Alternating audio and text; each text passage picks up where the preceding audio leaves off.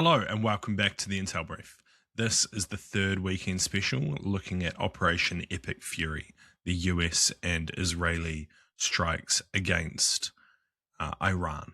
So the information cutoff date for this report was around 1000 GMT on the 1st of March, so Sunday, today. So getting into it. Firstly, the Ayatollah has been confirmed dead. This was confirmed overnight, both by Israeli and US sources, and then reiterated by Iranian news during the evening at some point while I was asleep.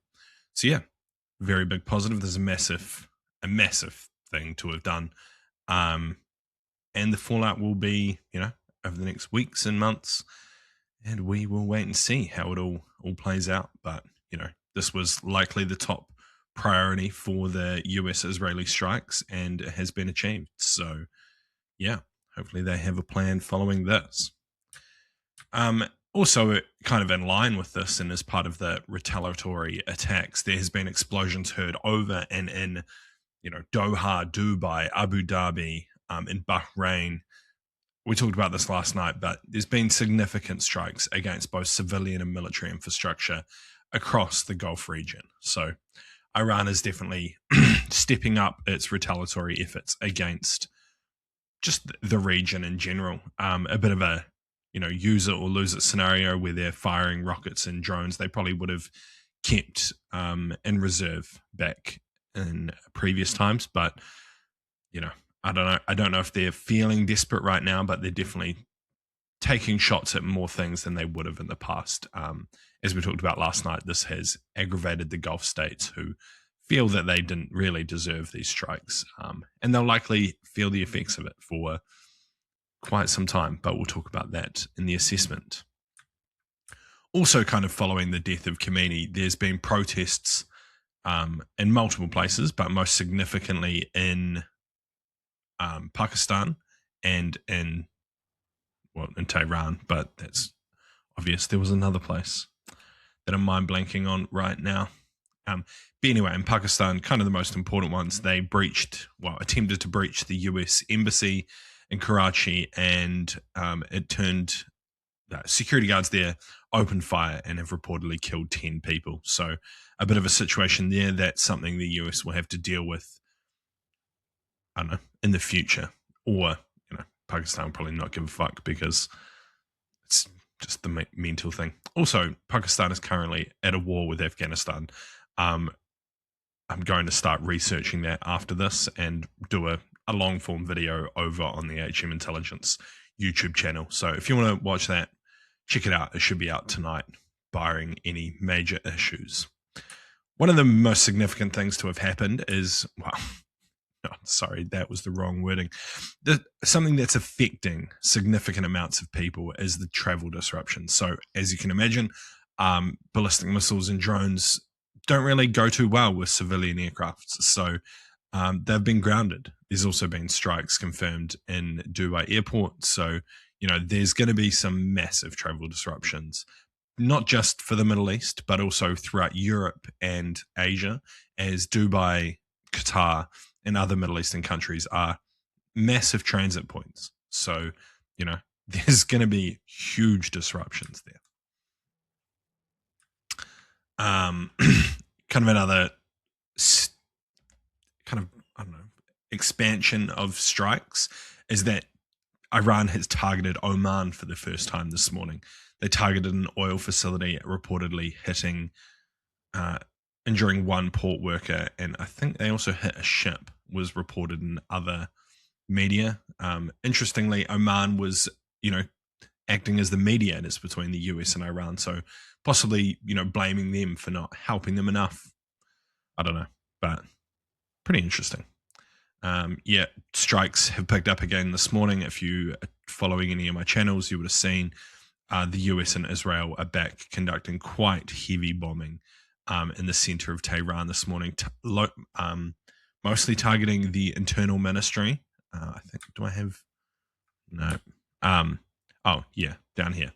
Targeting the Ministry of the Interior, likely to create the conditions for local protests against the regime. And that leads us nicely into the so what. Because to me, it still seems unlikely that they've set the conditions for an uprising that can be achieved.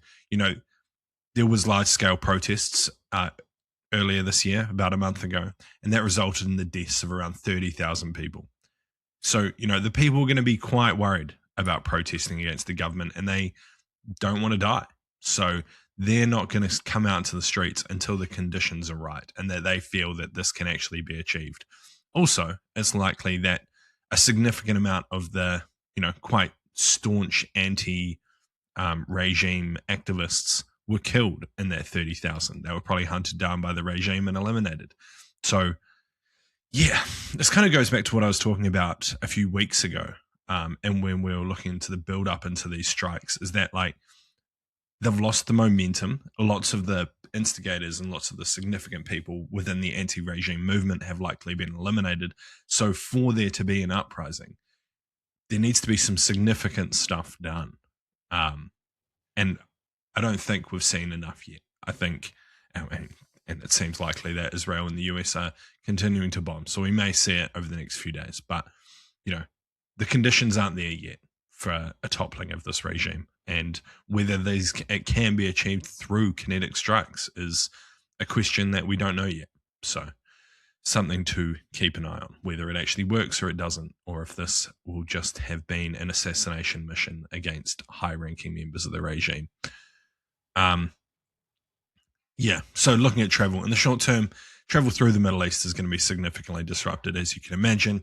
And in the medium to long term, it's likely to have damaged the region's reputation. We talked about this last night in update 2, but I've thought about it more, and the more I think about it, the more I think this will affect. There's been lots of like influencers that I've seen this morning talking about how the media is overblowing it and how Dubai and Qatar is actually quite safe, yada yada. But like you can't take back the videos of drones landing in central Dubai and drones hitting an apartment in Bahrain.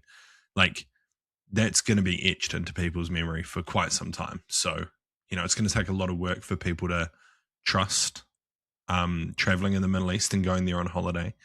Most people aren't used to, you know, drones getting intercepted above their heads. It's not how people in the West live. So, you know, there's probably going to be some significant changes, but we will keep monitoring.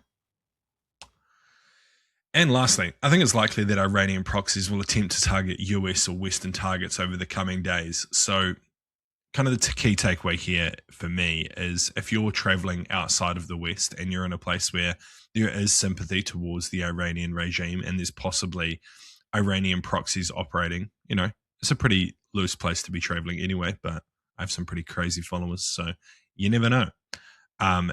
Just keep an eye out. Like, there could be some retaliatory efforts by Iranian proxy groups. Iran has spent quite a bit of time establishing these groups, and it's possible that they will attempt to use them to try and just attack Western targets, to try and like make the West pay, as they say, for this strike and for the death of Khomeini specifically. So yeah, definitely something to keep an eye on when you're traveling over the next few days, weeks, and months, as this has been a significant event and there will be repercussions, I have no doubt. But anyway, that's been the Intel Brief for this morning. I've been your host, Daniel. I don't know if there'll be another one tonight. I'll see what happens over the next 12 hours. I don't know if there's going to be any significant changes, but anyway, either we'll talk about it tonight or we'll talk about it tomorrow morning, but keep an ear out. Thank you for watching. See you.